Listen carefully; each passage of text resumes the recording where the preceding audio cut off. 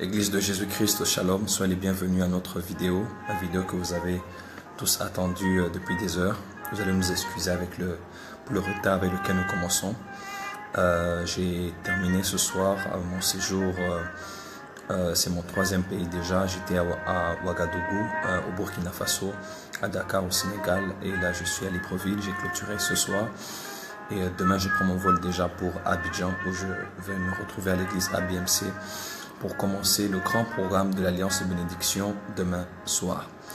Donc, après avoir prêché ce soir à la maison du bâtisseur, j'avais beaucoup de gens à recevoir jusqu'à 23 heures pratiquement, le temps de quitter, de venir vite, m'apprêter à faire le live. Donc, je ne me suis même pas reposé parce que je vous avais donné rendez-vous. Donc, veuillez m'excuser, c'était indépendamment de ma bonne volonté d'être avec vous selon le rendez-vous qui vous avait été donné. Mais je suis là. Donc, venez très nombreux s'il vous plaît. Je sais que l'intérêt est très grand. J'ai reçu beaucoup de messages de ceux qui ont suivi le live d'hier pour dire prophète, nous sommes très édifiés pour le message. Il est très élevé, il est très profond, il est très scripturaire et il est surtout très prophétique. C'est ce dont on a besoin à la fin de l'année. Nous avions besoin de recevoir quelque chose qui allait nous donner une situation de là où nous sommes. Un message qui nous contextualise et qui nous révèle surtout d'où nous venons, où est-ce que nous en sommes avec le calendrier prophétique de Dieu et ce qui va arriver en 2018. Voilà, donc venez très nombreux, faites-moi le plaisir s'il vous plaît, faites-moi grâce, partagez ce live, partagez à tous vos amis, invitez un grand nombre de personnes. Je commence dans une minute, de la minute qui suit, mais pour le moment s'il vous plaît, dites-moi dans quel, bonsoir mon fils Epikaizo, mon fils que j'aime énormément à Kinshasa, sois béni mon fils, et que Dieu fasse luire sa face sur toi et sur toute ta famille. Dites-moi dans quelle ville vous êtes en train de me suivre, à partir d'où vous me captez. Dans une minute, je commence à partir du Brésil. Là, on est au Brésil. Oh, merci Saint-Esprit. À partir de Dakar. Oh, merci Saint-Esprit. Waouh. Bilga, il est mon fils à partir de Chypre. Vous m'écrivez d'où encore comme ça. Dites-moi s'il vous plaît à partir d'Abidjan. Nous nous retrouvons demain. Fofi, Kofi, depuis l'Haïti, depuis Dakar, depuis Montréal, merci. Depuis la Belgique, merci beaucoup. Marie-Adélaïde, Dienga, merci beaucoup. Bonsoir. À partir de Dijon, voilà. De Toulon, en France, je pense que c'est ça. De l'Allemagne. Ma fille Sarah, à partir de Abidjan. Priska Lolenga, sois béni. C'est un plaisir de parler avec toi aujourd'hui. Depuis l'Abidjan, Paris, oh mon Dieu, je sens une forte onction prophétique. Oh my God. Depuis Marrakech, Tony Kofo, mon fils, je t'aime énormément à partir des États-Unis, Anvers, depuis Paris, depuis Abidjan. S'il vous plaît, dites-moi à partir d'où vous me captez. Nous voulons commencer. Oh, Saint-Esprit, merci. À partir de Londres, à partir de l'Allemagne, à partir d'Abidjan, voilà, Abidjan et à partir de Paris. Ma fille Myriam à partir de l'Europe. Avance, voilà, dans 30 secondes, je commence à partir de Paris. Ouf, nous allons passer un moment extraordinaire avec le Saint-Esprit. À partir des États-Unis, de Paris encore. Depuis Fès, Maroc, ok. Depuis Paris encore. Bonsoir, oh merci Saint-Esprit, à partir d'Italie. Québec, Canada, le Saint-Esprit est déjà là. I feel it, I can feel it all as well. It's so strong, his anointing. Soyez vraiment oh, we are ready. Amen. From London, God bless you. À partir de la Suisse, prions. Précieux Saint-Esprit, merci pour ta présence. Merci d'être là, merci d'honorer Jésus-Christ par ta présence. Il est à la droite du Père et le Père est assis sur son trône. Mais tu es la seule personne de la Trinité qui est avec nous ici sur la terre, manifestant la présence du Père et du Fils parmi nous dans nos cœurs et dans l'Église. Nous préparons à la rencontre de l'époux, ayant été transformés en l'image que lui, étant devenu lui sur la terre, le reflet de sa gloire, comme il était pour le Père, nous devenons ainsi pour lui.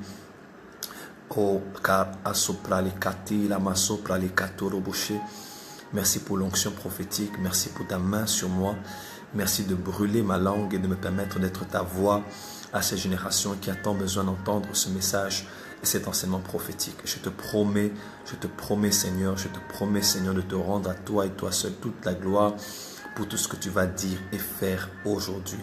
À nous la grâce et à toi seules les actions de grâce à jamais pour l'éternité. Au nom de Jésus-Christ, nous avons ainsi prié. Amen. Gloire au Seigneur. Alors ce soir, je vais continuer mon message d'hier. Notre grand thème est celui-ci, 2018, Israël, reconstruction du temple et dernier réveil. Alors par la grâce de Dieu, nous allons continuer en ces instants. Je sais que plusieurs suivent live. Partagez à tous vos amis. Juste au bas de l'écran, vous allez voir les indications. Partagez, invitez tous vos abonnés à être là. Mais le Saint-Esprit m'a parlé tout à l'heure. Alors que je quittais l'église, je voulais aller en profondeur de mon thème, mais il m'a parlé et il m'a orienté vers ce que je dois dire. Nous sommes toujours dans le même esprit, nous parlons de trompette d'argent. Dans cette vidéo, j'aimerais continuer là où je me suis arrêté hier. Alors, j'aimerais lire pour vous la parole du Seigneur. J'aimerais lire pour vous la parole du Seigneur dans 1 Chronique chapitre 12, verset 32. 1 Chronique 12, verset 32. 1 Chronique 12, verset 32. Il est écrit, 1 Chronique 12, verset 32. 1 Chronique 12, verset 32. Il est écrit ceci. 1 Chronique 12, verset 32. Il est écrit, des fils d'Issachar qui savaient discerner les temps pour savoir ce que devait faire Israël. 200 chefs et tous leurs frères sous leurs ordres. 33. De Zabulon, 50 000 en état d'aller à l'armée, munis pour le combat de toutes les armes de guerre et prêts à livrer bataille d'un cœur résolu. J'aimerais aller en amont lorsqu'on parle d'Issachar, d'ailleurs l'ancêtre de la tribu qui porte son nom. Voyons un peu les bénédictions prophétiques de Jacob sur ces 12 avant de pouvoir rendre l'âme. Genèse 49. Voici ce qui est dit sur Issachar. Je vais lire plutôt du verset 12 au verset 15. Genèse 49. Merci Saint-Esprit. Verset 13 au 15e verset. Il est écrit, Zabulon habitera sur la côte des mers, il sera sur la côte des navires, et sa limite s'étendra du côté de Sidon. Issachar est un âne robuste qui se couche dans les étables. C'est un âne robuste. Il voit. Comment? Il voit que le lieu où il se repose est agréable et que la contrée est magnifique. Il courbe son épaule sous le fardeau. Il s'assujettit un tribut. Il y a tellement de choses à dire ici. Je vais lire pour vous maintenant. Là, ce n'est plus la bénédiction du patriarche Jacob sur les 12 fils, mais ici, c'est la bénédiction de Moïse, l'homme de Dieu, Moshe sauvé des eaux, sur les 12 tribus. Plus tard, nous allons lire dans Deutéronome.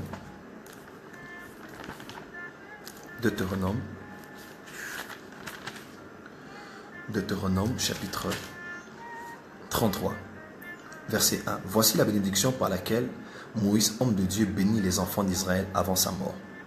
Je vais lire les versets 18 et 19. Sur Zabulon, il dit, réjouis-toi Zabulon dans tes courses, et toi Issachar dans tes tentes. Ils appelleront les peuples sur la montagne. Là, ils offriront des sacrifices de justice, car ils suceront l'abondance de la mer et le trésor caché dans le sable. Gloire au Seigneur.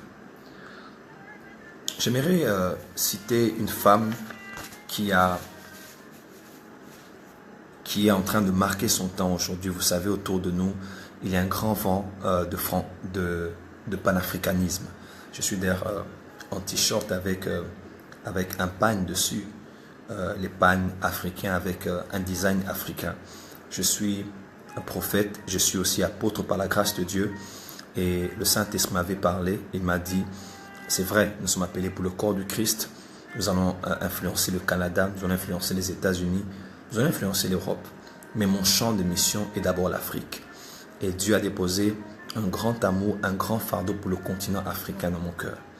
Alors, dans cette période de panafricanisme, il y a des vents, il y a des voix, il y a des mouvements activistes, politiques, spirituels, médiatiques, culturels même, qui œuvrent pour rehausser l'image de l'Afrique. Une femme du nom de Fatou Dione a dit quelque chose que j'ai beaucoup aimé, que j'aimerais citer. Elle a dit aider quelqu'un, elle faisait référence avec les grandes puissances coloniales. Elle a dit aider quelqu'un, c'est l'aider à ne plus avoir besoin de vous. Sinon, c'est de l'assujettissement. Je répète, Fatou Dione a dit aider quelqu'un, c'est l'aider à ne plus avoir besoin de vous. Sinon, c'est de l'assujettissement. Elle dit l'aide apaise la conscience des donateurs et soulage momentanément les bénéficiaires. Je vais résumer ce qu'elle a dit. Aider quelqu'un, c'est l'aider à ne plus avoir besoin de vous. Alors, j'aimerais dire quelque chose de très important. Lorsqu'on aide une personne et qu'on ne lui donne que ce qui ne lui suffit pas, ou ce qui lui suffit uniquement pour cet instant-là, la personne aura tendance à revenir vers vous. Et c'est ce que la France a fait, l'Angleterre a fait, l'Espagne a fait, la Belgique a fait, les grandes puissances coloniales, le Portugal a fait. Donc, on vous aide, à la limite, on crée des conditions pour que vous soyez dans le besoin afin de revenir vers vous. Bref, nous gravitons autour des personnes qui nous aident. Mais cette femme a dit une chose très importante. Elle a dit aider une personne, c'est l'aider à ne plus avoir besoin de vous. C'est-à-dire aider la personne, c'est aider la personne à un niveau où la personne devient indépendante de vous. J'aimerais faire une application très importante par rapport à ce mouvement prophétique actuel. Le ministère prophétique dans le Nouveau Testament ne consiste pas uniquement à dire « ainsi parle l'Éternel », ne consiste pas uniquement à dire « j'ai vu » te concernant, Dieu a dit te concernant, Dieu m'a révélé ces détails te concernant. Le ministère prophétique dans le Nouveau Testament ne consiste pas à aider les gens en les apportant uniquement à la parole de l'Éternel, mais en les aidant de telle manière qu'ils sont capables d'écouter Dieu eux-mêmes concernant leur vie. Sinon, aider quelqu'un, c'est aider quelqu'un pour pousser la personne à revenir encore vers vous, c'est de l'assujettissement. Et dans l'Ancienne Alliance, Dieu parlait exclusivement par les prophètes. Hébreux 1, verset 1, il est écrit « Autrefois, Dieu a parlé à nos pères par les prophètes. Ils étaient la bouche autorisée, la voix officielle, la voix, le canal officiel par lequel Dieu passait pour parler à Israël. Lorsqu'Israël devait être conduit, il était conduit par la voix des prophètes. Pourquoi? Parce que le Saint-Esprit, qui a la pensée du cœur du Père, habitait dans le prophète. Voilà pourquoi le peuple gravitait quand il fallait même chercher les ânesses de son Père. Il était, qui Saül, obligé d'aller voir Samuel, qui était le voyant, afin de lui révéler ce qu'il avait perdu. Voyez-vous, le peuple gravitait autour du prophète parce que lui seul avait l'Esprit de Dieu qui habitait en lui. Alors écoutez-moi très bien. Dans le Nouveau Testament, les choses ont totalement changé. Dieu, lorsqu'il a envoyé Jésus, Jésus était aussi le puissant prophète venu de Dieu. Il était un prophète venu de Dieu. Il était l'accomplissement de la parole que Dieu avait dit à Moïse en ces termes. Dieu avait dit à Moïse, il avait dit, je susciterai parmi vous un prophète. Donc ce prophète-là est le Mashiach. Il est Yeshua, il est Jésus-Christ, notre Seigneur et notre Sauveur, qui est venu et qui a été la voix autorisée par laquelle Dieu a parlé. Les prophètes d'autrefois disaient ainsi par l'Éternel, mais Jésus a dit en vérité, moi, je vous le dis. Parce qu'il était la parole faite chair et le Verbe créateur. Alors lorsque Jésus est mort, la Bible déclare, le voile a été déchiré en deux, de haut en bas. Pourquoi? Pour que chacun d'entre nous, nous puissions avoir l'assurance. Approchez-vous donc avec assurance du trône de la grâce pour obtenir miséricorde et être secourus dans tous vos besoins. C'est-à-dire, nous sommes tous capables d'aller dans le Saint des Saints et d'entendre la voix de Dieu. Parce que Dieu avait dit à Moïse, dans Exode, il allait faire entendre sa voix au-dessus du propitiatoire. Alors, puisqu'il n'y avait que lui en tant que prophète, ou Aaron en tant que souverain sacrificateur, qui pouvait s'y rendre, Dieu a dit, cela ne sera plus le cas. Il ne faudra plus qu'il y ait une seule personne, mais tous peuvent s'approcher. Voilà pourquoi Hébreux dit, approchez-nous donc avec assurance du trône de la grâce pour obtenir miséricorde, être secourus dans vos besoins. Donc, dans cette dispensation de la grâce, le Saint-Esprit qui est sur la terre ne parle pas uniquement par le prophète, mais il parle à tous les chrétiens et par tous les chrétiens. Pourquoi? Parce que l'Esprit n'habite plus dans une seule personne, mais l'Esprit de Dieu habite dans nous tous. Lorsque nous recevons Jésus, l'Esprit de Dieu habite en nous. Éphésiens chapitre 1 dit, c'est lui qui nous a scellés pour le jour de la rédemption. Donc, le Saint-Esprit habitant dans tous les chrétiens, qui connaît les choses de l'homme, si ce n'est l'Esprit de l'homme qui est dans l'homme, si qui connaît les choses de Dieu, si ce n'est l'Esprit de Dieu qui est en Dieu. Et nous n'avons pas reçu l'Esprit du monde pour demeurer dans l'ignorance, mais l'Esprit de Dieu. Voyez un peu, nous avons reçu en nous l'Esprit de Dieu. Donc, autrefois Dieu parlait par les prophètes, aujourd'hui Dieu parle par le Saint-Esprit qui est dans l'Église. Jésus a dit, Apocalypse 2, Apocalypse 3, parlons aux 7 églises, à la fin il a précisé, il a dit, que celui qui a des oreilles entende ce que l'Esprit dit aux églises. Alors, aujourd'hui, on n'est plus conduit par le prophète. Aujourd'hui, on est conduit par le Saint-Esprit. Pourquoi? Parce que tous ceux qui sont fils de Dieu sont conduits par l'Esprit de Dieu. Tous ceux qui sont conduits par l'Esprit sont fils de Dieu. Aujourd'hui, l'Église ne doit plus graviter autour des prophètes. Un couple ne doit plus graviter autour d'un prophète. Mais nous devons tous graviter autour du Saint-Esprit. Donc, en quoi consiste alors le rôle d'un prophète? 1. Le prophète apporte la parole de Dieu, de l'Éternel. Il prêche prophétiquement, il enseigne prophétiquement. Et le prophète, ça nous ne devons jamais l'oublier, il entendra Dieu comme vous, mais à une autre fréquence. Parce que qu'on le veuille ou pas, il est une autorité gouvernementale dans le corps de Christ. Il n'opère pas seulement dans le don de prophétie comme vous. Il n'entend pas seulement la voix de Dieu en lisant la Bible, en étant conduit par l'Esprit. Mais lui, il a une onction prophétique. Il a une autre autorité de voir ce que tu ne vois pas, d'entendre ce que tu n'entendras pas et de comprendre les choses comme tu ne les comprendras pas. Parce qu'il est prophète. C'est ce qui fait de lui prophète. Donc, tous les chrétiens peuvent entendre Dieu, mais le prophète, son onction gouvernementale dans le prophétique, lui accorde une fluidité, une autorité et une plus grande ouverture que lorsque tu es un simple chrétien. Numéro 2, le rôle du prophète n'est pas alors de parler seulement de la part de Dieu, mais le rôle du prophète est d'élever un peuple prophétique qui est capable de devenir indépendant de lui. En d'autres termes, le prophète doit être capable d'activer le prophétique dans l'Église. C'est-à-dire, le rôle d'un prophète, c'est d'élever un peuple prophétique. Le rôle d'un apôtre, c'est d'élever un peuple apostolique. Le rôle d'un évangéliste, c'est d'élever un peuple évangélique. Le rôle d'un docteur, c'est d'élever une église doctorale. Et le rôle du pasteur, c'est d'élever un peuple pastoral. Un peuple qui est composé même d'un politicien, mais qui a l'onction du pasteur. C'est-à-dire, Jésus descend de la barque et il voit un peuple. Il voit une grande multitude. Il avait compassion d'eux parce qu'ils étaient comme un troupeau qui n'avait pas de berger. Voyez-vous, le monde d'aujourd'hui, nos nations sont comme des troupeaux qui n'ont pas de berger. Alors, quand l'onction du berger, l'onction pastorale touche un politicien, parce que son pasteur qui est pasteur l'a transféré l'onction pastorale par les messages, par l'affectation, le politicien est touché par l'onction pastorale et il devient un berger qui est capable de diriger la multitude selon les chiffres démographiques de la nation, de la ville ou d'une sous-région.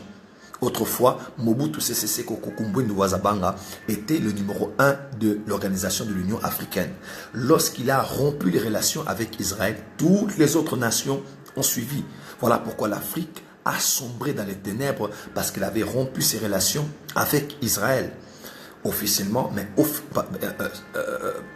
d'apparence, la Côte d'Ivoire avait rompu les relations, mais la Côte d'Ivoire avait continué à arroser sa relation avec Israël, et la Côte d'Ivoire a été bénie. Lorsque le Congo a eu la crise, lorsque la Centrafrique a eu la crise, la Zambie, il n'y a eu que la Côte d'Ivoire en Afrique en général, francophone même de l'Est, qui a eu à prospérer. Pourquoi? Parce qu'ils avaient connu les secrets. Aujourd'hui, l'Éthiopie a repris à honorer la descendance, les Juifs qui sont éthiopiens. Lorsqu'ils ont recommencé à les honorer, l'Éthiopie est en train de décoller aujourd'hui. Ça, je parlerai de ça plutôt demain. Donc, voyez-vous, parce que Mobutu s'est élevé comme un berger et frappé le berger et les brebis se disperseront. Lorsqu'il a emmené les gens dans un milieu, tout le monde a suivi. Et aujourd'hui, un politicien peut avoir l'onction pastorale parce que le pasteur n'a pas que pour rôle de penser vos blessures, de vous diriger vers les verts pâturages, mais de vous affecter par l'onction pastorale. J'aimerais résumer. Les 5 ministères, selon Éphésiens 4, versets 11 jusqu'à 16, contribuent à la fin à faire quoi? Perfectionner les saints, contribuent à les équiper pour l'œuvre du ministère. On dit beaucoup de choses, on dit jusqu'à ce que nous parvenions à la statue parfaite de Christ, à la connaissance du Fils de Dieu, à la statue parfaite de Christ. C'est-à-dire que les 5 ministères travaillent pour que l'Église, corps de Christ, ressemble à Christ. Au fait, 1. Les 5 ministères sont la continuation du ministère, des 5 ministères de Jésus par des hommes qu'il s'est choisis.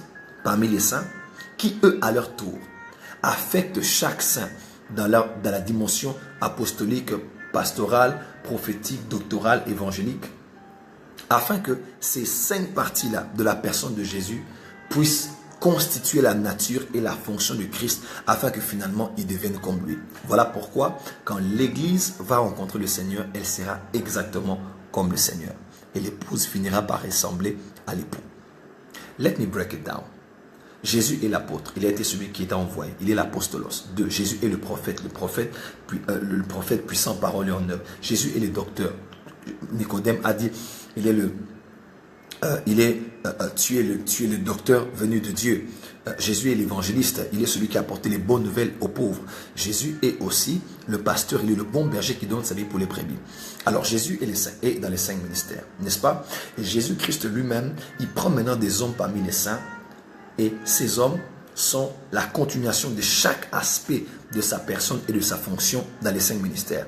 Et ces hommes vont maintenant affecter tous les saints par chaque aspect de leur onction. Voilà pourquoi il est une bonne chose pour une église locale de ne pas écouter que les messages d'un évangéliste. Sinon l'église sera trop évangélique.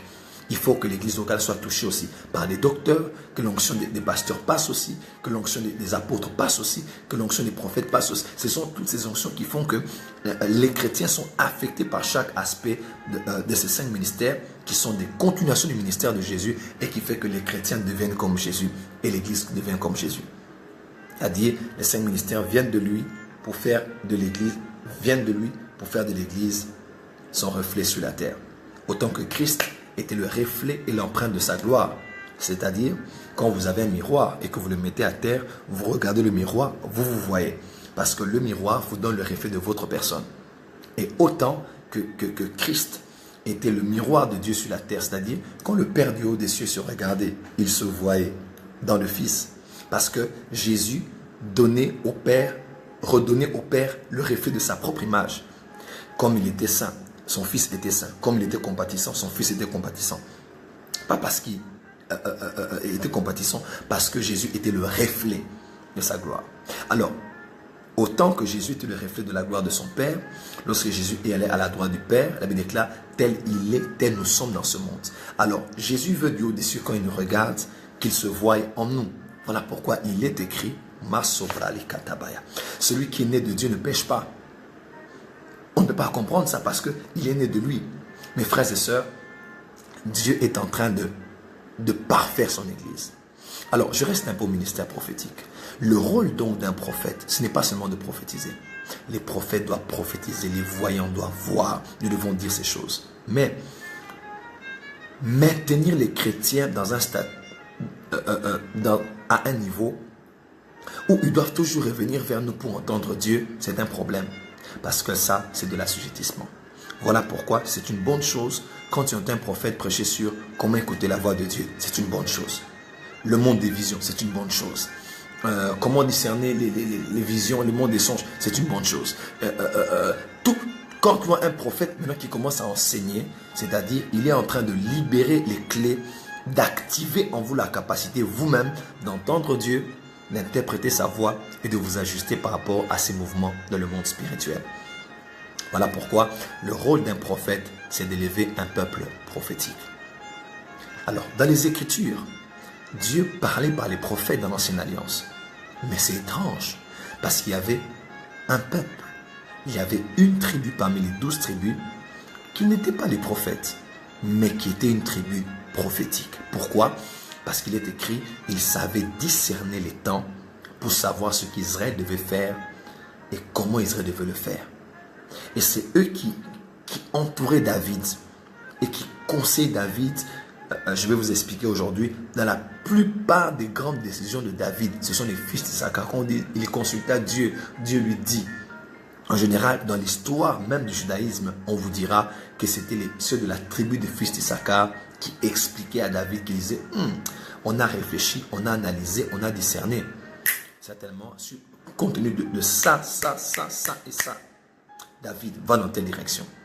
Alors, prophète Joël, pourquoi tu nous parles de ça? Je vous parle des fils d'Issachar pour continuer mon introduction, afin de vous permettre à vous, Église, de ne pas être endormi, de ne pas être assoupi, de ne pas être distrait.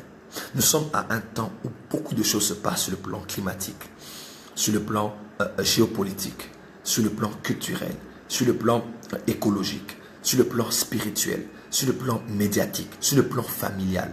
Il y a tellement de mouvements qui se passent sur la terre que l'Église ne peut pas continuer à voir les choses comme elle le voyait autrefois. Les statistiques disent que le monde connaît de grands changements entre 3 et 5 ans, mais que l'Église connaît de grands changements entre 10 et 15 ans. C'est seulement après 10 et 15 ans qu'il y a des grands mouvements dans l'Église. Église, écoutez-moi très bien. En cette fin d'année 2017, à la veille de 2018, après 500 ans de réforme protestante, dans cette période de grande jubilé en Israël, dans l'année 5778, qui est l'année de la porte, après avoir entendu le président Donald Trump, comme aucun président des États-Unis ne l'avait fait au préalable, déclarer, confirmer qu'il est en train de bouger la capitale des États-Unis de Tel Aviv à Jérusalem, pour confirmer, pour sceller cela, qu'Israël est la capitale éternelle de Dieu. En des temps comme ceux-ci, où beaucoup de choses bougent, Rena Bonke qui dépose par rapport au ministère, Benny Hinn qui est encore revisité par la présence et la puissance de Dieu. Il y a un grand vent du panafricanisme en Afrique comme jamais on avait vu autrefois. Ça fait très longtemps qu'on n'a pas vu autant de voix s'élever pour l'Afrique. Dans une période où des grands leaders politiques meurent, où beaucoup de choses bougent dans le monde, l'Église ne peut pas voir les choses passer sans pour autant discerner les temps. Tenir compte de tel et tel événement, qu'est-ce que cela veut dire effectivement. Dans 1 Pierre 1 verset 10, il est écrit, les prophètes qui ont prophétisé ces temps de la grâce ont fait de leur prophétie l'objet de leur investigation et de leur recherche. Un prophète ou un peuple prophétique est un peuple de chercheurs, est un peuple qui fait des recherches, est un peuple qui fait des études, est un peuple qui fait des investigations. L'Église en ces temps ne doit plus seulement voir des choses sur Facebook et poster et parler et riposter et parler en l'air. Non, laissez ça aux gens du monde qui font des pronostics et des analyses. Ne soyez pas analytique, soyez prophétique. L'analytique peut vivre sans prophétique, mais le prophétique ne peut pas vivre sans analytique, parce que le prophétique a une dimension d'analytique où elle est à même de pouvoir analyser les faits, analyser les choses qui se passent sur le plan de la politique, analyser les courants de pensée qui sont les plus prépondérants en cette saison. Voilà pourquoi les fils d'Issachar, si vous ne le savez pas, on dit que les fils d'Issachar étaient l'intelligence de la société. C'est-à-dire, ils pouvaient s'asseoir, ils n'étaient pas l'ecclésia, c'est-à-dire l'assemblée parlementaire ou gouvernementale. Eux, ils étaient une autre assemblée. Ils se mettaient ensemble, ils n'étaient que 200 dans le temps de David, imaginez-vous. Toutes les autres tribus comptaient des milliers. Eux, ils n'étaient que 200. Écoutez-moi, laissez les autres être distraits, laissez les autres parler, faire l'œuvre de Dieu comme ils veulent. Mais Dieu cherche la minorité. Dieu cherche des hommes et des femmes de qualité qui sont capables d'ouvrir les yeux et d'étudier ce qui se passe. On dit qu'ils étaient l'intelligence de la société. C'est eux qui, à la fin de chaque année, surtout au début des années, ils se réunissaient et faisaient des prédictions compte tenu des faits astronomiques. Vous m'entendez? Compte tenu des faits astronomiques, ils étudiaient quelles sont les choses qui se sont passées dans les cieux par rapport aux constellations, par rapport aux mouvements qu'il y a eu dans les cieux, parce qu'ils dessinaient les cartes des cieux et ils savaient ce qui se passait sur le plan astronomique. Prophète, fais attention, parce que tu veux parler de l'astrologie. Non, non. Dieu n'est pas contre l'astronomie. Dieu n'a pas créé que les hommes. Il n'a pas créé que les animaux. Il n'a pas créé que la faune et la flore. Dieu a créé les astres. Genèse 1, verset 14. Tu ne peux pas être prophétique en cette saison si tu ne comprends pas l'astronomie. Si tu n'es pas astronomique. Je ne parle pas ici de gastronomique. Je parle d'astronomique. Pourquoi? Parce que les prophètes, même le Seigneur Jésus, a parlé des faits astronomiques qui auront lieu dans le temps de la fin. Et j'ai toujours dit aux gens, les plus grands astronomes doivent être des chrétiens. Pourquoi? Parce que leur Père est le Créateur. Il est écrit, Dieu a créé les cieux avec intelligence. Voilà pourquoi la plupart de ces gens qui font l'astronomie, qui travaillent à la NASA, se posent la question en se disant, qu'est-ce qui se passe? À la fin, après avoir cherché, étudié, ils trouvent même des références de ce en quoi ils croient dans les Écritures, dans Job en particulier. Et ils se disent, il doit y avoir une intelligence derrière toute cette création. Le Big Bang ne tient pas. Il doit y avoir une intelligence quelque part derrière cette grande création. Église de Dieu, écoutez-moi très bien. Les fils d'Issachar étaient des astronomes. Ils faisaient des prophéties sur base des faits astronomiques. Ils faisaient des prophéties sur base des faits après analyse, sur le plan agriculture, sur le plan militaire, sur le plan gouvernemental. À cause de telle chose qui se sont passées l'année passée, David, voici ce qui va arriver l'année qui commence. Parce qu'ils n'étaient pas les prophètes, mais ils étaient un peuple prophétique. Et ça, c'est très important. Non seulement ça, mais quand vous lisez encore, quand vous étudiez les fils d'Issachar, vous allez même voir que le Sanhédrin était composé des fils d'Issachar.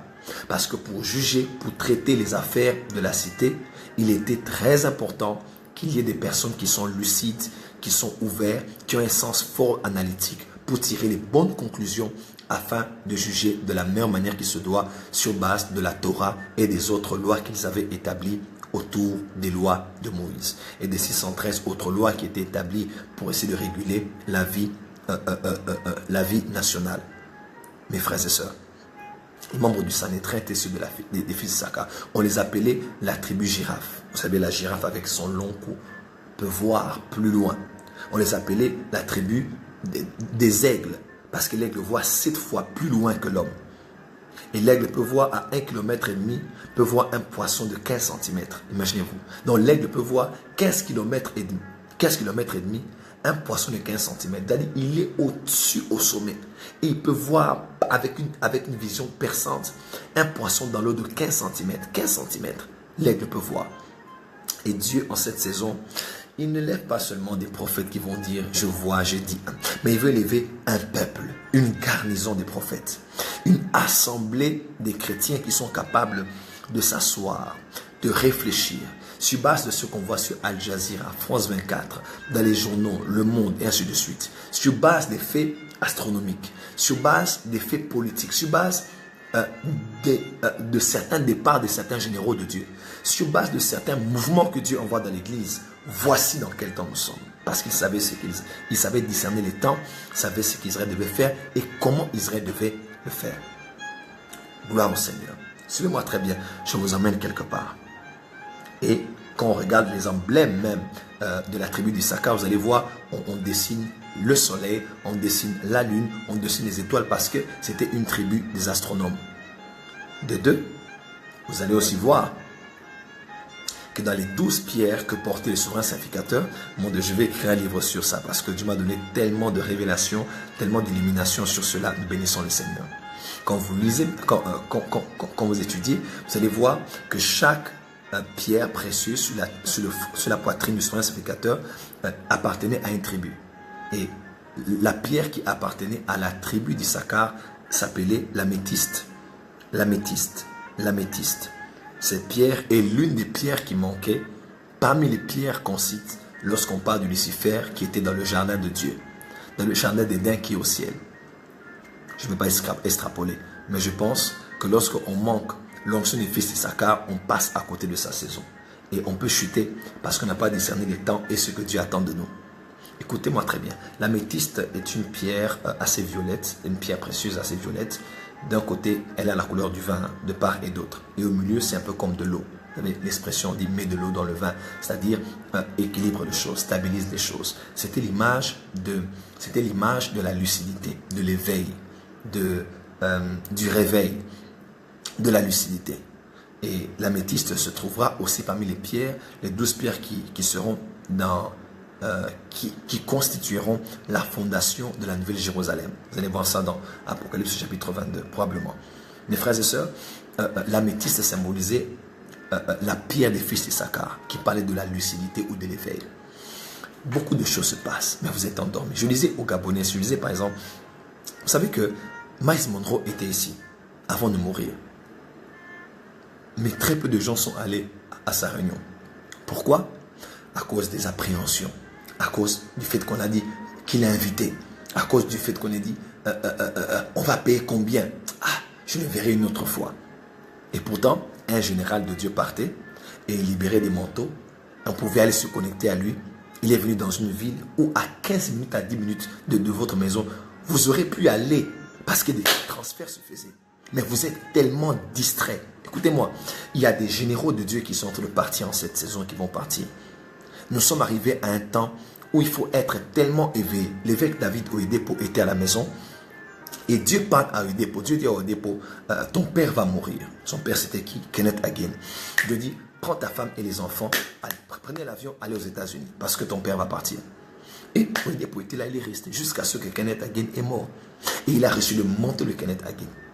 Mes frères et sœurs, il y a des onctions que nous avons dans nos pays. Il y a des onctions qui passent dans nos nations. Un homme de Dieu dans un supermarché, tu le vois. Et pour toi, tu dis, bon, je l'ai raté. Je vais le voir sur Facebook s'il est toujours dans la ville. Les chrétiens sont tellement endormis, sont tellement en train de dormir qu'ils passent à côté des transferts. Comme les fils des prophètes. Au Jourdain, à Jéricho, à Bethel, à Gilgal. Ils savaient que Élie partait. Mais rien de plus. Ils se glorifiaient de la révélation qu'ils avaient, mais ils n'étaient pas clairvoyants. Il n'y a qu'un seul parmi tous, un seul parmi tous qui a dit, là, il faut que je prenne quelque chose. Et son père a dit, si tu me vois, si seulement tu me vois, si seulement tu peux me voir, c'est fini, tu vas voir. Et il a vu, il a reçu le manteau. Est-ce que vous savez qu'il y a des onctions que Dieu libère en cette saison? Mais vous êtes tellement distrait, vous êtes tellement dans le superficiel qu'il y a des onctions qui passent devant vous. Il y a des grâces qui passent devant vous. Il y a des mouvements de Dieu qui passent. Vous ne savez même pas entrer dans le mouvement de Dieu parce que vous êtes tellement distrait. L'améthyste était l'image de l'éveil, de la clairvoyance. Enfants de Dieu, soyez éveillés. Des choses se passent dans notre génération. Si vous êtes distrait, vous allez regretter, pleurer amèrement. Voilà pourquoi Jésus avait dit, il a dit, oh, vous avez l'habitude de voir des gens entrer à Jérusalem, mais vous êtes tellement habitué que vous ne pouvez même pas reconnaître que la personne qui entre maintenant est celle que vous avez toujours attendue. Imaginez-vous un peu, quand on a vendu Joseph, Joseph entrant en Égypte. Les gens qui travaillent au niveau de la frontière recevaient Joseph juste comme un esclave. Mais ils ne savaient pas, aucun d'entre eux ne savait là que la personne qui est entrée était leur futur sauveur. Voilà pourquoi faites attention aux gens qui entrent à l'église, vous les protocoles. Ne minimisez personne, ne rejetez personne, ne traitez personne compte tenu de la voiture qu'ils ont parquée, ou parce qu'ils sont bien habillés, ils sentent bon, ou parce que voilà, la maman là, elle est bien, les enfants ont les lèvres roses, on dirait qu'ils vivent bien, qu'ils ont de l'argent. Et les protocoles, ce sont les personnes à qui on donne les premières places. Et les gens qui sont mal habillés, qui ne semblent pas être bien, qui semblent ne pas être bien habillés, ce sont ces gens que vous minimisez. Faites attention. Un Joseph peut être en train d'entrer à l'église et vous êtes tellement endormi, tellement dans le tellement dans la chair. Oh mon Dieu, je pleure de fois sur l'église de la francophonie. Écoutez-moi, Eddie Long est mort aux États-Unis. Eddie Long est mort parce qu'on l'avait rejeté, blessé, abandonné. C'est maintenant après que les gens se avaient dit, mais oh, on aimait Eddie Long, pourquoi est-ce qu'il est parti? Il y a des gens qui vont pleurer amèrement, comme Jésus avait dit. Vos enfants vont aller en captivité. Pourquoi? Parce que tu n'as pas connu le temps où tu as été visité. Des fois, Dieu vient, mais tellement que vous êtes distrait, vous ne savez pas reconnaître les temps, le temps Kairos, le moment M, la seconde S, le temps T, l'heure H, l'année A, le moment où Dieu te visite. Parce qu'en général, quand Dieu envoie le Kairos ne vient pas avec la forme à laquelle on s'y attend. Voilà pourquoi, Église, mon cœur a tellement de choses à dire. Église, sois éveillée. Enfant de Dieu, regarde un peu ta vie autour de toi. Les gens de rêve que tu as, des prédications que tu entends. Là encore, tu m'entends parler de ça, tu te dis, mais j'avais lu ça, j'avais entendu ça. Oui, tu avais entendu et tu m'entends. Alors ça veut dire quoi? Et après, tu vas encore aller chercher à la retraite pour chercher Dieu. Non. Dieu parle cependant tantôt d'une manière ou d'une autre. Mais c'est nous qui ne prenons pas garde. C'est pas que tu vas aller écouter Dieu à retraite. Tu vas aller chercher un prophète. Voilà. Tu vas aller chercher, tu vas aller chercher un prophète pour aller prophétiser pour moi. Non. Lis seulement, lis. La nature ne vous enseigne-t-elle pas? Écoutez, Dieu parle. Dieu est en train de parler, mais l'église est tellement distraite qu'elle attend d'aller en retraite, qu'elle attend de dormir la nuit pour que Dieu emmène une vision. Dieu parle. Il vous suffit de considérer ce qui se passe autour de vous. Tu ne peux pas être endormi à ce point. Des choses se passent. Église, regardez votre nation. Des choses se passent. Des choses se passent. Saint-Esprit. Je vais juste vous donner un exemple. On a vu Donald Trump faire sa proclamation mercredi dernier. Hier soir a commencé la fête de Hanouka, la fête des Lumières.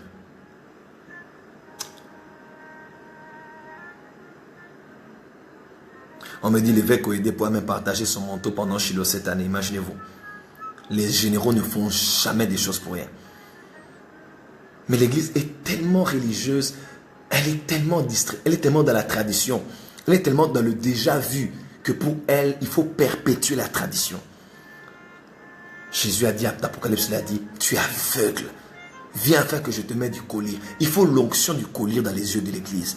Les chrétiens sont tellement assoupis, enivrés des médias, enivrés de Facebook, enivrés des likes, enivrés des likes sur YouTube, enivrés des constructions de l'église, qu'on ne sait même pas voir dans quel temps nous sommes. J'aimerais attirer votre attention sur quelque chose. Les fils d'Issachar étaient des astronomes. Et on dit que les fils d'Issachar se retrouvent au Mexique. Que les Mexicains sont les descendants de la tribu d'Issachar. Et pour ceux qui ne le savent pas, on cite beaucoup Issachar avec Zabulon. Vous avez remarqué dans 1 Chronique chapitre 12, dans Genèse chapitre 49, dans Deutéronome chapitre 33, on parle de Zabulon et Issachar, Zabulon et Issachar, Zabulon et Issachar. Pourquoi on les cite souvent à deux? Parce qu'il y a quelque chose que vous devez reconnaître. Dans les campements, autour du tabernacle, il y avait à l'est, à l'orient. Pour ceux qui ne le savent, pour ceux vous le savez, le soleil se lève à l'est et se couche à l'ouest. C'est-à-dire là où on pouvait voir le lever du soleil, du plus grand astre. C'est à l'est que Dieu avait ordonné que se trouve le camp de Juda. Le camp de Juda était composé de la tribu de Juda, de la tribu de Zabulon et de la tribu d'Issachar.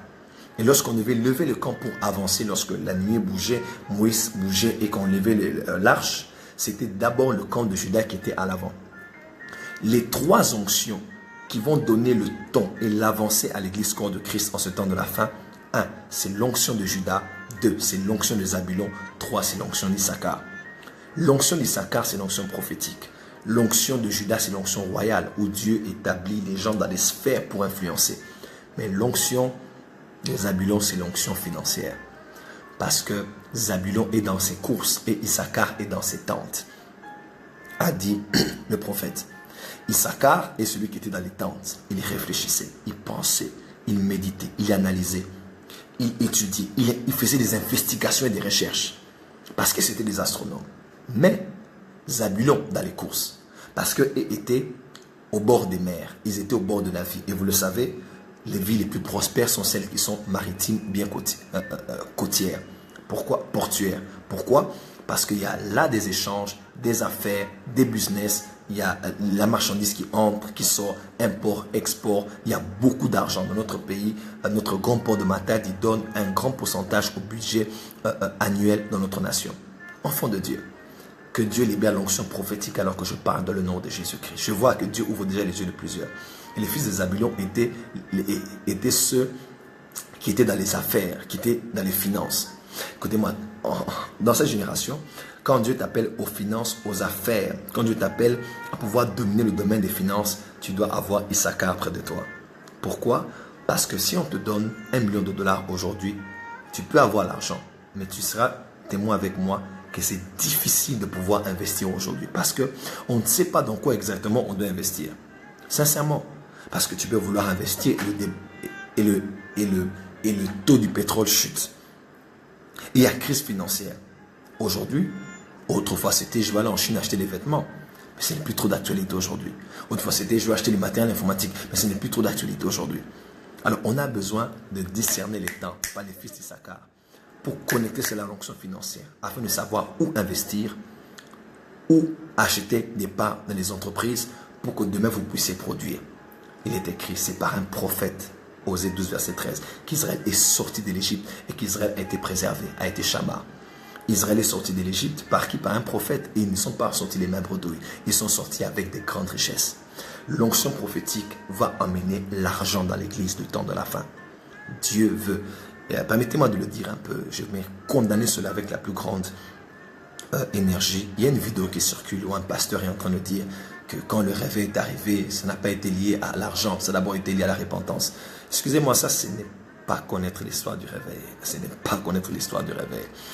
Vous savez, quand on parle de l'argent, on ne parle pas ici de mammon, d'adorer l'argent. Non, non, non. Quand Dieu ouvre le ciel, il envoie la prospérité. Malachie 3, verset 16. C'est biblique. Parce que le réveil vient avec la provision. Joël est le livre du réveil du temps de la fin. On ne parle pas seulement du fait que on ne parle pas de la repentance seulement dans Joël chapitre 1. Non. Ou de Joël chapitre 2 au début. Non. On parle aussi que vous mangerez, vous allez boire et vous bénirez le nom de l'Éternel votre Dieu. Il va restaurer les années qu'on dévorait les sauterelles. On parle de beaucoup de choses qui vont arriver. Le réveil vient aussi avec la dimension économique. Parce que quand il n'y a pas d'argent, on ne peut pas faire avancer les desseins de Dieu en ce temps de la fin. Parce que l'évangile est un agenda. Aujourd'hui, je suis en live. Votre téléphone, votre tablette, vous l'avez avec la prière en langue? Non, c'est avec l'argent. Je suis en ligne maintenant. Pourquoi? Parce que c'est avec l'argent que j'ai acheté. Bon, que quelqu'un a acheté ce téléphone, que m'a donné un jeune garçon qui est à Dakar, il m'a donné le Galaxy Note 8. Voyez-vous, partout où il n'y a pas d'argent, on ne sait pas étendre le mouvement de Dieu. Et aujourd'hui, le réveil a pris de l'ampleur. Pourquoi? On a enseignement.com d'air qui va lancer leur télévision. C'est avec quoi? La prière en langue? Non, c'est avec l'argent. Si aujourd'hui nous avons des structures médiatiques, des chaînes de télévision comme TBN, D-Star, God TV, tout le reste, on peut envoyer des missionnaires dans le monde entier. C'est avec l'argent. On ne parle pas de l'argent, on parle de l'argent avec la mission, on ne parle pas de l'argent pour les vestes. Non, je ne parle pas de ça. Laissez ça à ceux qui sont charnels. Nous parlons des choses élevées. On a besoin d'argent. Je ne sais pas développer ça. Bientôt, l'année prochaine, excusez-moi, j'ai tellement de choses dans mon esprit. Alors, il faut l'onction des Zabulon, d'Issachar et l'onction royale. Mais j'aimerais parler de quelque chose ce soir. Alors, tout le monde a dit, alors, vu ce que Trump a dit, Jésus revient bientôt. Oui, Jésus revient bientôt. Mais il y a beaucoup plus que de dire Jésus revient bientôt. Les fils d'Issachar étaient des astronomes. Je vous donne 3 faits astronomiques qui se sont passés. Et je vais vous aider à pouvoir comprendre pourquoi les enfants de Dieu doivent être les plus grands astronomes. Quand je parle de l'astronomie, beaucoup de gens disent « Oh, astrologie, astrologie ». C'est vraiment, oh mon Dieu, l'Église est dans une grande ignorance. Vous n'entendrez pas des pasteurs prêcher sur l'astronomie. Pourquoi? Parce qu'on a peur qu'on puisse penser qu'on parle de l'astrologie. La théologie, les assemblées de Dieu, les pentecôtismes, les charismatiques, tout ça. L'Église connaît des shifts. L'Église grandit, enfant de Dieu. La connaissance aussi est en train de grandir. Des sujets dont on avait peur de parler hier, on peut en parler aujourd'hui. Parce que l'Église, Dieu a posé des bases qui permettent à faire que nous puissions poser d'autres bases. Et je vais les pour vous dans Joël.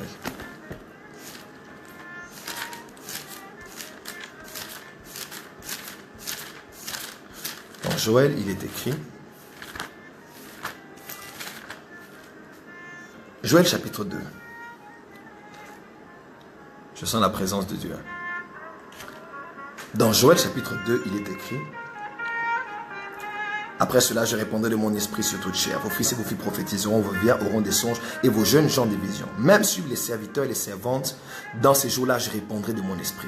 Je ferai paraître des prodiges dans les cieux et sur la terre, du sang, du feu et des colonnes de fumée. Le soleil se changera en ténèbres Le soleil se changera en ténèbres. On parle du soleil, le grand luminaire, Genèse 1, verset 14, se changera en ténèbres. Là, on parle du réveil du temps de la fin. Là, on parle de l'esprit qui descend, vision, prophétie, songe, vieillard, et ainsi de suite. Et Dieu continue, il dit, je ferai paraître des prodiges dans les cieux et sur la terre, du sang, du feu et des colonnes de fumée. 31. Le soleil se changera en ténèbres et la lune en sang avant l'arrivée du jour de l'Éternel, de ce grand jour et terrible. Alors quiconque invoquera le nom de l'Éternel sera sauvé. Le salut sera sur la montagne de Sion et à Jérusalem, comme a dit l'Éternel, et parmi les réchappés que l'Éternel appellera. Ô gloire au Seigneur. Vous voyez, quand on parle du réveil du temps de la fin, on ne doit pas uniquement parler du prophétique. On ne doit pas uniquement parler des songes et des visions. On doit attacher cela à l'astronomie. Pourquoi? Parce que l'onction du fils d'Issachar tient compte de ce que le ciel est en train de nous dire. Psaume 19. Oh Saint-Esprit, écoutez-moi, là nous allons à une autre dimension. Psaume 19. Psaume 19. Je suis vraiment en train de survoler, j'ai tellement de choses à dire. Psaume 19, versets 2 à 9. Il est écrit, les cieux racontent la gloire de Dieu et l'étendue manifeste l'œuvre de ses mains. Le jour en instruit à un autre, la nuit en donne connaissance à une autre nuit. Ce n'est pas un langage, ce ne sont pas des paroles dont le son ne sont point entendus. Verset 5, le retentissement parcourt toute la terre. Le retentissement de quoi? Des cieux. Toute la terre. Toute la terre. Leurs accents vont en extrémité du monde, où il a dressé une tente pour le soleil, c'est-à-dire qu'à l'Occident, à l'Ouest, et le soleil semblable à un époux qui sort de sa chambre. Là, on parle de l'Orient. S'élance dans la carrière avec joie d'un héros. Il s'élève avec une extrémité des cieux. Il s'élève à une extrémité des cieux, à l'Est. Il achève sa course à l'autre extrémité, à l'Ouest. Rien ne se dérobe à sa chaleur. Extraordinaire. Ici, on parle de l'astronomie. On dit que les cieux racontent.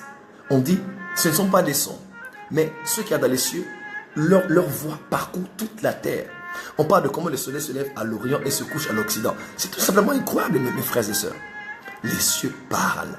Les cieux ont un langage. Je vais lire Psaume 104 seulement, juste ça, et puis on va avancer. Verset 19, il est écrit, il a fait la lune pour marquer les temps, et le soleil sait quand il doit se coucher. Il a fait la lune pour marquer les temps.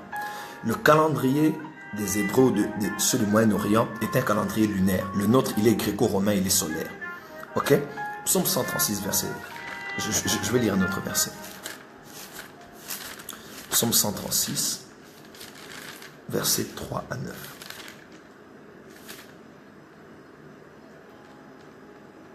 Louez l'Éternel, le Seigneur des Seigneurs, car sa miséricorde durera toujours. Celui qui fait des grands prodiges, car sa miséricorde durera toujours. Celui qui a fait les cieux avec intelligence, car sa miséricorde durera toujours. Celui qui a étendu la terre sur les eaux, car sa miséricorde durera toujours. Celui qui a fait des grandes luminaires, car sa miséricorde durera toujours. Le soleil pour présider au jour, car sa miséricorde durera toujours. La lune et les étoiles pour présider à la nuit. Et Joël prophétise, et il annonce que le réveil du temps de la fin viendra avec des prodiges dans les cieux et sur la terre, du sang, de la fumée et des colonnes de feu. Et dans Joël, qu'est-ce qu'on parle des événements astronomiques? Qu'est-ce qu'on dit? On dit le soleil se changera en ténèbres. C'est quoi? C'est une éclipse solaire. Cette année, nous avons eu une éclipse solaire, 2017. C'était le 21 août 2017. L'éclipse solaire, c'est quand la lune passe entre la terre et le soleil. Ça obscurcit totalement ou partiellement le soleil vu de la terre. Alors, lorsqu'on regarde l'éclipse qu'il y a eu cette année, c'était l'éclipse solaire. Et Joël avait prophétisé ça. C'était allégorique. Il a dit le soleil se changera en ténèbres. C'est ce qu'on a vu aujourd'hui. Le 21 août 2017, nous avons eu un éclipse solaire. Aux États-Unis, enfin, les gens ont vu ça dans le monde entier. Deuxième chose que j'aimerais dire. Et la lune se changera en sang. En astronomie, on parle de la lune de sang ou la lune rouge. On appelle ça Blood Moon, la lune de sang. Joël a dit ça et ce sont des choses qui se sont passées. Ça arrive de temps en temps, à peu près plusieurs, c'est de manière successive, on voit des lunes de sang. Mais très rare, alors très rare, on voit 4 lunes de sang se succéder. Et cela s'est passé en 2014 et en 2015. Et tous les Juifs savaient exactement que quelque chose allait se passer. Le 15 avril 2014, le 28 octobre 2014, le 4 avril 2015 et le 28 septembre 2015. Ces 4 dates sont les récentes dates où nous avons une tétrade, c'est-à-dire que les lunes de sang se sont succédées. Et deux par année. Écoutez mon enfant de Dieu. La Bible déclare, Dieu a créé le grand et le petit luminaire pour marquer les temps. On dit, il a créé la lune pour marquer les temps, les époques. Et le mot marquer les époques, il y a une portion de l'hébreu qui parle des fêtes juives. Des fêtes juives. Alors, le 15 avril 2014, lorsqu'il y a cette lune de sang, on a vu ça en Israël, cette lune de sang s'est passée exactement à la Pâque. Le 28 octobre 2014, ça s'est passé exactement à la fête de Sukkot qu'on appelle la fête de Tabernacle.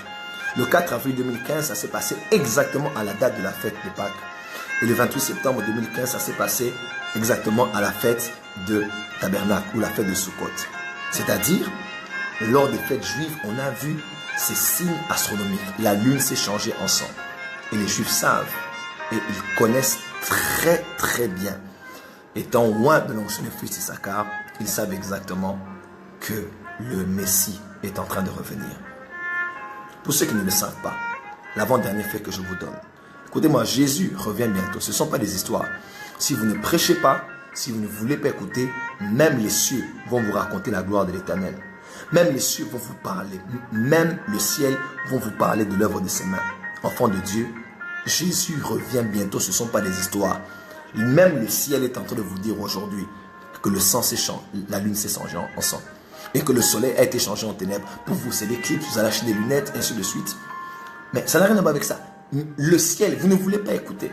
Vous ne voulez pas vous repentir. Vous ne voulez pas laver vos robes. Vous ne voulez pas évangéliser. Vous ne voulez pas unifier l'église. Vous êtes seulement distrait.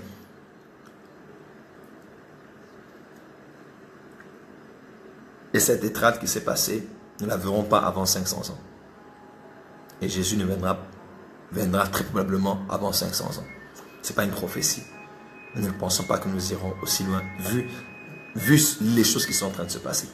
Quelqu'un dit, la bonne nouvelle du royaume va atteindre les extrémités de la terre. Oui, déjà. L'évangile a commencé à Jérusalem. Il a dit, vous allez prêcher la bonne nouvelle à Jérusalem. Après, vous allez aller aux extrémités de la terre. Et le lieu, géographiquement, le lieu le plus éloigné géographiquement de Jérusalem est en Nouvelle-Zélande. Donc, le lieu le plus éloigné, parce que Jérusalem est au centre du monde. Jérusalem est au centre de la terre. Alors, oui, même dans les cartes, tout le monde le sait. Même autrefois, les anciennes cartes ont dessiné tout Jérusalem au centre. Jérusalem est au centre. On en parlera une autre fois. Et le lieu le plus éloigné de Jérusalem, l'extrémité, vraiment l'extrémité de l'autre côté, c'est en Nouvelle-Zélande. Et le point culminant de la Nouvelle-Zélande est toute une ville que l'on appelle Christchurch. Christchurch. Un pasteur est allé en Nouvelle-Zélande, à ce point, en cet endroit le plus éloigné de Jérusalem, il a vu une ville qui s'appelle Christchurch. C'est-à-dire, mes frères et sœurs, aujourd'hui, par la grâce de Dieu, l'évangile a quitté Jérusalem et allé aux extrémités.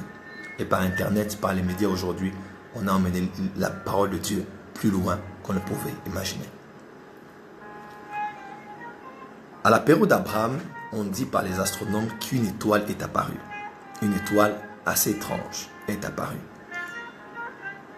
Parce que d'Adam à Abraham, c'est 2000 ans.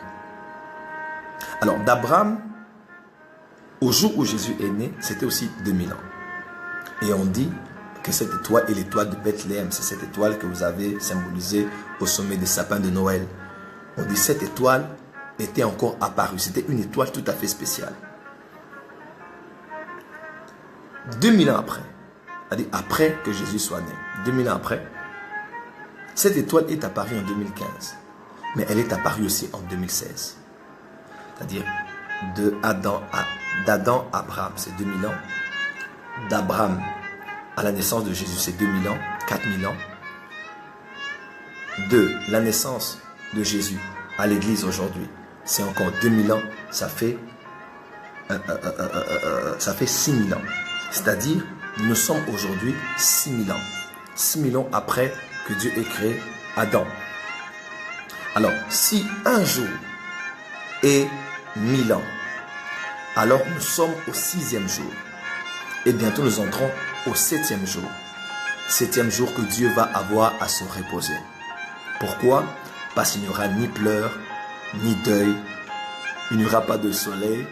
Il n'y aura pas d'astronomie parce que Jésus lui-même sera la lumière au centre de la ville, de la grande place à Jérusalem, dans cette ville qui sera carrée, dont la longueur sera égale à la largeur. Enfant de Dieu. Donc nous sommes au 6e jour. Et Dieu prépare le 7e jour, le Shabbat. Et bientôt, tout ce que nous voyons va toucher à sa fin. Nous allons aller nous reposer. Dieu va détruire la terre et les impies. Dieu va faire descendre des cieux la nouvelle Jérusalem. Ce serait extraordinaire. Donc, nous sommes au 6e jour, prophétiquement parlant. Cette étoile est apparue encore cette année. Enfant de Dieu, les cieux racontent la gloire de l'Éternel. Nous ne parlons pas d'astrologie ici. Nous parlons de l'astronomie biblique, eschatologique et prophétique. Parce que les fils d'Issachar étaient des astronomes. Tu ne peux pas être seulement prophète. Tout ce que tu connais, c'est ton nom, ton numéro de téléphone. Non, non, non, non. Le peuple prophétique en cette saison doit lever les yeux et regarder les cieux. Et écoutez-moi, Dieu parle. Jésus revient bientôt. Ils ne vont plus passer le temps à être distraits dans des combats inutiles. Jésus revient bientôt et le temps est arrivé où nous devons dire aux gens que ces choses sont en train de prendre place. Dernier élément que je vous donne, un fait astronomique terrible qui s'est passé. Un fait astronomique grave qui s'est passé, enfant de Dieu. J'aimerais d'abord dire à votre attention, la Bible parle des constellations. Est-ce que vous le savez? C'est vrai, vous connaissez Chevalier du Zodiaque, c'est vrai, dans le monde païen, on parle des constellations, les occultistes, les francs-maçons, ainsi de suite, les rosicruciens parlent des constellations. Mais Dieu, dans Job, il parle des constellations, est-ce que vous le savez? J'aimerais bien introduire ce que je dis, de peur que les gens puissent venir encore mal interpréter ce que nous disons et nous faire dire ce que nous n'avons pas dit. Enfant de Dieu, même Dieu parle et reconnaît cette histoire des constellations. Dieu parle et reconnaît cette histoire des constellations. C'est très, très, très important que l'Église puisse grandir. Église, grandissons. Grandissons. Dieu est en train d'emmener son Église à maturité. Dieu emmène son Église à maturité. Dieu ne fait quitter de ces choses qu'on entendait encore et encore. Dieu est en train de nous emmener à une toute autre dimension de la connaissance et de la révélation de sa parole. Je lis pour vous Job 38. Job 38. Job 38 à partir du verset 31. Job 38 à partir du verset 31. Dieu lui-même reconnaît les constellations. On parle ici, noue-tu les liens de la Pléiade, ou détaches-tu les cordons de l'Orion. Orion, c'est une constellation. Fais-tu paraître en leur temps les signes du zodiaque. Troisièmement, le zodiaque est une constellation. Et conduis-tu la grande ours, c'est une constellation. Connais-tu les lois du ciel, règles-tu son pouvoir sur la terre. On parle des constellations, la Pléiade, grande ours, zodiaque, ainsi de suite. Écoutez-moi, soyez d'abord calme. Oh mon Dieu, que Dieu nous donne l'opportunité. Je vous expliquerai ce que nous allons faire alors. Dieu a créé l'armée des cieux. C'est-à-dire au deuxième ciel, Dieu a créé, il a placé les astres dans le deuxième ciel. Les étoiles, les planètes, tout ce que nous avons.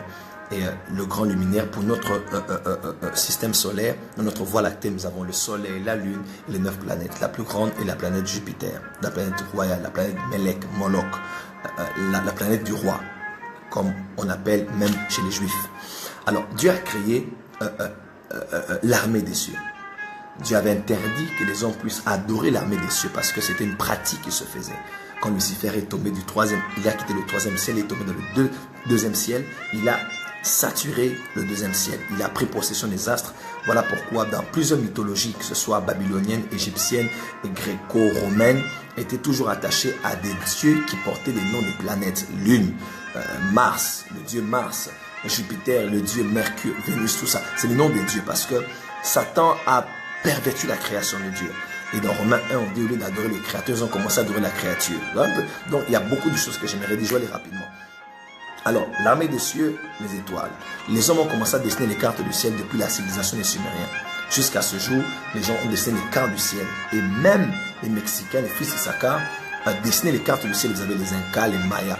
Mais eux, il y avait beaucoup d'occultisme derrière ça et de sorcellerie, ainsi de suite. Mais, alors l'homme a commencé à relier les étoiles et les donner des noms.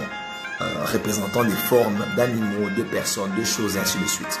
Alors, il y a par exemple la constellation du Bélier, la constellation du Capricorne, il y a le Zodiaque, il y a la Grande Ourse, et ainsi de suite. Ce sont des constellations. Alors, Dieu parle. On a lu ici. Dieu parle. Dieu parle. Les cieux racontent la gloire de l'Éternel. Et si vous ne voulez pas écouter, Dieu est en train de parler par les astres, même par les constellations. Les hommes, ce sont les hommes qui ont nommé les étoiles, ils ont réglé, ils ont appelé ça des constellations. Et vous avez par exemple l'étoile polaire, c'est l'étoile qui indique le nord, qui servait autrefois aux marins et à ceux qui étaient dans les navires. Ok? Alors, il y a 88 constellations, d'autres qu'on est même en train de continuer à découvrir. Constellation du serpent, constellation du dragon, de ceci, de cela. Alors, cette année, quelque chose s'est passé sur le plan astronomique qui a choqué le monde. Je vais clôturer ici. Fils d'Issachar, soyez très... Je vous donne ces bases pour vous pousser à la recherche, aux études, aux investigations, afin de lire les temps dans lesquels l'Église et le monde est en train de se retrouver. Le 23 septembre 2017, quelque chose s'est passé. Une seule fois dans le monde, cet événement s'est passé. C'est exactement ce que Jean dit dans Apocalypse chapitre 12. Ce 23 septembre de cette année 2017, quelque chose s'est passé. Quelque chose s'est passé qu'on n'a jamais vu dans l'histoire. Je vais lire pour vous Apocalypse 12.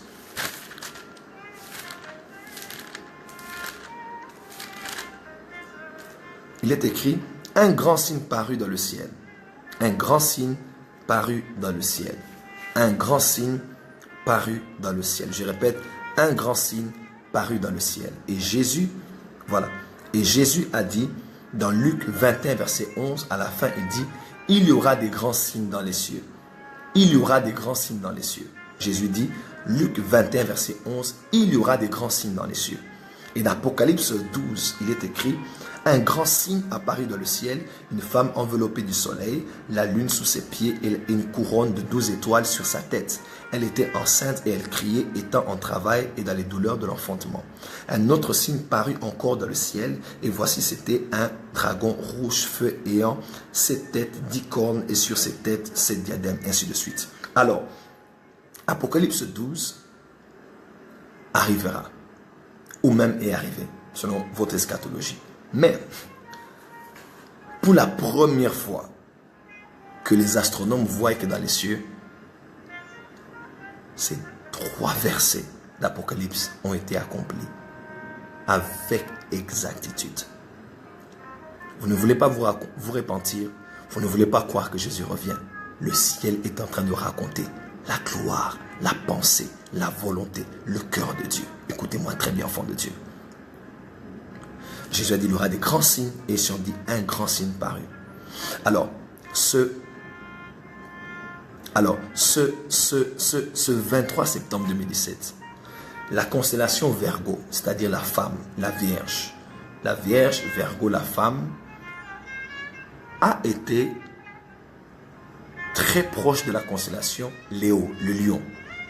La constellation Léo est composée de 9 étoiles, dont 3 planètes s'étaient jointes qui ont fait 12 étoiles. C'est 12 étoiles. Il y a eu 3 étoiles, il y a eu l'étoile, 3 planètes, la planète Mars, Mercure et Vénus étaient ensemble. Alors, ces 3 planètes avec les 9 étoiles ont formé 12 étoiles. Et Léo, le lion, cette constellation était juste au-dessus de Vergo. de la Vierge. C'est-à-dire qu'on voit une femme et on voit une couronne de 12 étoiles sur elle.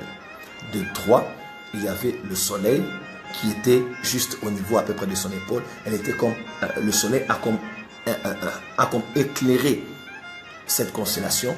3, 4, la lune se trouvait exactement au niveau des pieds de Verseau, de la Vierge, de cette constellation. À côté d'elle se trouvait la constellation du serpent, qui symbolise aussi le dragon. Et non seulement ça, la grande planète Jupiter, la planète du roi, se trouvait exactement au niveau de son ventre. Là où le ventre de la femme est, là où la matrice est, et Jupiter a fait des tours. Les tours que Jupiter a fait là, dans cet endroit, est exactement le nombre de jours qu'un enfant passe dans le ventre d'une femme enceinte. Bref, nous avons une femme enveloppée du soleil, avec la lune sous ses pieds et en 12 étoiles. Elle était enceinte. Et on voit le serpent qui est le dragon. Donc, le 23 septembre, le ciel nous a donné Apocalypse 12, versets 1, 2 et 3. Je ne dis pas que Jésus est revenu le 12. Je ne dis pas que Jésus revient demain. Mais ce que j'aimerais vous dire, c'est que si le ciel peut enregistrer de tels événements astronomiques, Jésus revient bientôt et on ne doit plus dormir. Et ça, ce ne sont que les fils d'Issachar qui connaissent ces choses. Parce que les fils d'Issachar étaient des astronomes. Voilà pourquoi, enfants de Dieu, je veux clôturer maintenant cette vidéo pour vous dire, ne soyez plus endormis. Un fils d'Issachar tient compte de ce qui se passe dans les cieux, de ce qui se passe à la télé, dans les journaux, dans la culture, dans l'économie, dans la politique et dans tout le reste. Quand nous disons que Jésus revient bientôt, ce ne sont pas des histoires pour faire peur aux gens afin que nous ayons des bons chrétiens à l'église. Non, non, non, non. Ne le blaguons pas. Jésus revient effectivement bientôt. Et demain, je vais vous parler maintenant de ce qui va arriver en 2012, à partir de 2012, dans l'église et par rapport au réveil du temps de la fin. Je vais vous dire le rôle d'Israël par rapport à l'Afrique, le rôle d'Israël par rapport à ce grand réveil, et je vais vous parler de la reconstruction du temple. Mais enfants de Dieu, la gloire de Dieu va exploser à partir de l'année prochaine. Et Dieu est en train de lever un peuple prophétique qui sera capable de bien lire les temps et les saisons et de dire à l'église ce qu'elle doit faire et comment elle doit faire cela. J'aimerais clôturer ici. J'aimerais d'abord introduire quelque chose en 2 minutes.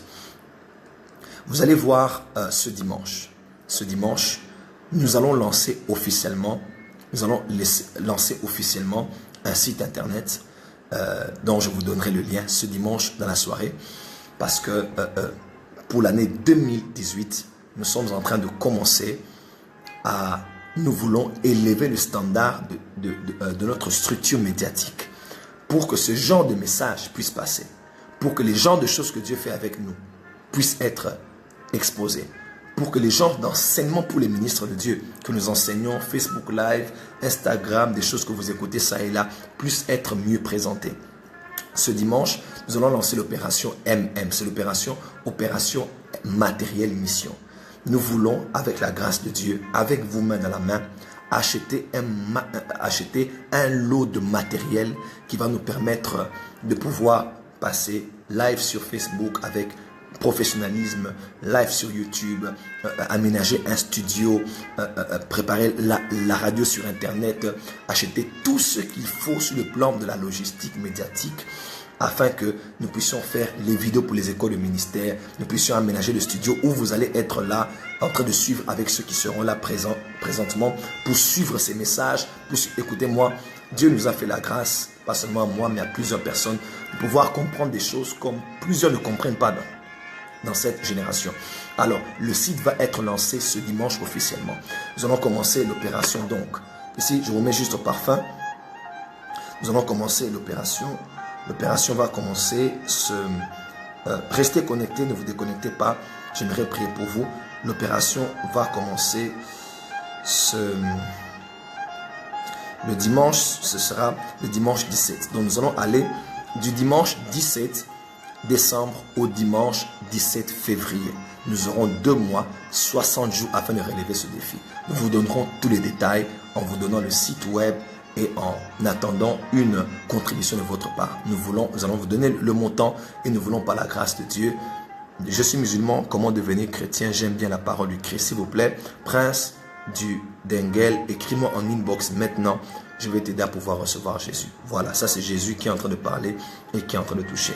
Voilà, donc on vous donnera, je vous prépare déjà ce dimanche, on va lancer officiellement l'opération MM, l'opération matérielle mission, parce que nous voulons mettre sur pied une grande, vous me connaissez, ma force est dans les médias, mais maintenant nous voulons professionnaliser les choses et acheter tout ce qu'il faut afin d'être à la pointe de la technologie.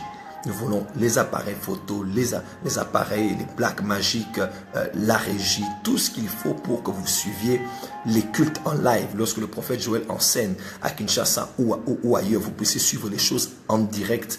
Nous allons faire les écoles de ministère et tout le reste. Les choses que vous avez attendues, nous voulons les faire maintenant, mais avec professionnalisme et en les exposant de la meilleure manière qui se doit. Alors, enfants de Dieu, ne soyez pas distraits. Je vous promets. Opération matériel média, opération MM ce dimanche. Prenez contact avec ce genre de message. Imaginez-vous, on est dans un studio, il y a un tableau, c'est bien filmé et c'est bien présenté. Ça peut bénir des milliers de personnes.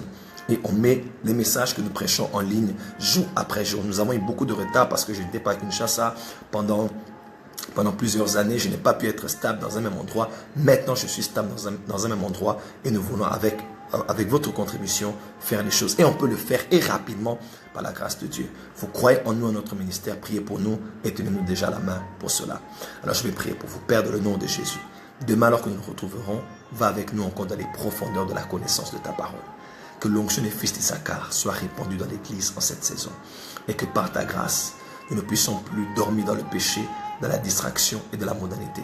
Mais concentrés, nous puissions entrer en profondeur dans les Écritures, dans la Torah, dans ta parole, en connaissant les mystères de ta parole et en nous préparant l'Église par rapport à ton retour. Je bénis ton peuple au nom de Jésus-Christ. Amen. Merci d'avoir été avec moi jusqu'aussi tard. Vous avez été bénis, s'il vous plaît.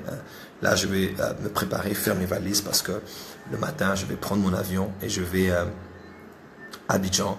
Je vous donne rendez-vous demain à BMC à partir de 17h. Venez très nombreux à Abidjan, à BMC. Ne dites pas, oh prophète, tu étais là, quand est-ce que tu reviens à Abidjan? Je n'aime pas ces gens. Je suis à Libreville. Maintenant, des gens me disent, mais prophète, on ne sait pas que tu étais là. Mais nous passons. Demain, on sera à BMC. Exactement. Demain, ça va être explosif. C'est la dernière nation de ma tournée. Demain, jeudi, vendredi, samedi, dimanche, je vous assure, la cathédrale va être écroulée. Ne ratez pas, nous emmenons un message prophétique et la démonstration de la puissance de Dieu. Je suis à Abidjan demain à 18h. Vous allez voir déjà regardez sur la photo de couverture de ma page, vous allez voir tous les détails concernant cette conférence. Soyez très nombreux et priez pour moi. Opération MM arrive, nous voulons faire les choses pour la mission parce que nous voulons gagner les âmes à Jésus-Christ. C'est notre but et préparer l'Église à son retour.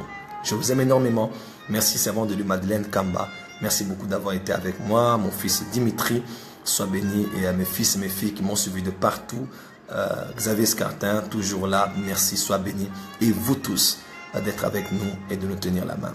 Abdel, Cassandra, content de te voir. Et vous tous, je ne sais pas vous citer, vous êtes tellement nombreux. Je vous aime énormément. Merci de nous avoir suivis. S'il vous plaît, partagez cette vidéo à un maximum de personnes. Et s'il te plaît, mon frère, j'aimerais que tu viennes en ligne, en inbox, notre ami musulman qui veut recevoir Jésus. Viens vite maintenant, écris-moi tout de suite et je t'emmène à rencontrer Jésus qui t'aime, qui est mort à la croix pour toi et qui revient reprendre son église. Je vous aime et je vous bénis énormément. Merci beaucoup de nous avoir suivis. Ciao.